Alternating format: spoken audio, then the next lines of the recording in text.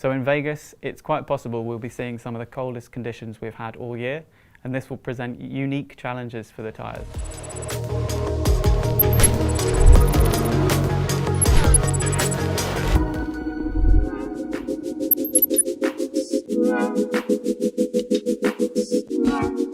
Across the season we see a huge range of conditions, both in temperature, in atmospheric pressures, but also sort of wet and dry. A lot of the places we go are at sea level, but places like Mexico City I think are over 2,000 metres altitude, so big drop in air pressure, and that has quite a big influence on the way we run the car. In terms of dealing with the various temperatures we see at the circuits, one of the rules that's in Formula 1 is we're not allowed fans, so there's no way to force air through the brakes. We can only generate that airflow through the car travelling along the circuit. But it's not just the car we've got to keep cool, it's also the drivers. You know, the drivers are sitting in an environment where it might be humid, temperatures are high, so we've also got to try and keep the drivers cool with the flow that comes through the car and over them, and that's also quite a big challenge. The goal that we have with the power unit is to always have optimal performance without any reliability issues. So the operating envelope of the power unit is set by mainly reliability. So that is what we prove out during the pre-season. From a performance standpoint, what we're trying to achieve is maximum performance throughout that envelope, so we can adapt to any different weather conditions that we face throughout all the events in the season. Tyres are incredibly sensitive to temperature. Not having the tyres in the correct working window for a given lap can be worth easily tenths of seconds through the lap. So for us, our job is primarily trying to get that tyre and put it in the right window through the lap. All the while, through the session, you have ambient conditions changing and you can be impacted by traffic on outlaps, for example, trying to pull you away from that optimum window or that target that you have for a given lap. The tyres are designed to operate in a temperature window, and if you can't get them hot enough, that's actually difficult to deal with as a tyre that's too hot. So if the tyre's really cold, we can get something called cold graining. It rubs away in little lumps, and that sort of graining loses you grip and it wears the tyre away very quickly. So for us, we have a number of sensors on the car. The first of these are the temperature sensors, which look at the surface of the tyre, so we refer to that as surface temperature. And then each team has a standardised part which is within the tyre, and that measures the bulk temperature of the tyre from the inside. And there's a big difference between the two. So the surface temperatures, for example, can be very dynamic, varying by 100 degrees through a corner, for example, whereas the bulk temperatures are much more slow in their response. These build over 4 or 5 laps.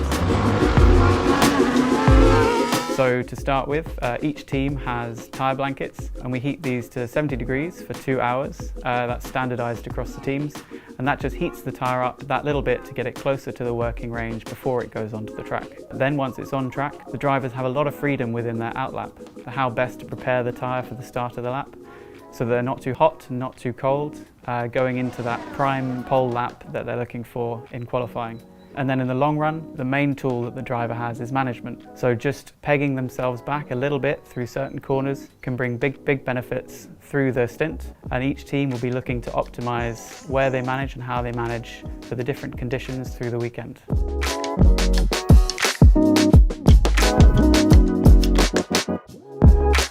Somewhere like Mexico City, where the air density is very low, that gives us challenges in cooling. It gives us challenges in terms of trying to generate as much downforce as we possibly can. So Mexico's a circuit which has got a big long straight, but we still run maximum downforce there just because the air density is so low. The downforce of the car is low, and also the drag compared to a circuit at sea level is low.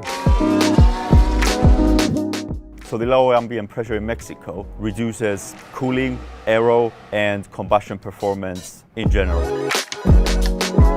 So there are a number of factors which can impact the track temperature beyond just the ambient temperature or the sun. So for example, shadows are a big factor and can cause variation around the track. So this can either come from clouds, or in Baku, for example, you get a lot of shadows from buildings, which can cause very different behaviour through the different sectors around the track. And then finally, the main one, which can cause a huge difference, obviously, is rain. And making sure that you are prepared for that and have the right tyre on at the right time is key for maximising the performance when the track is very cold and wet.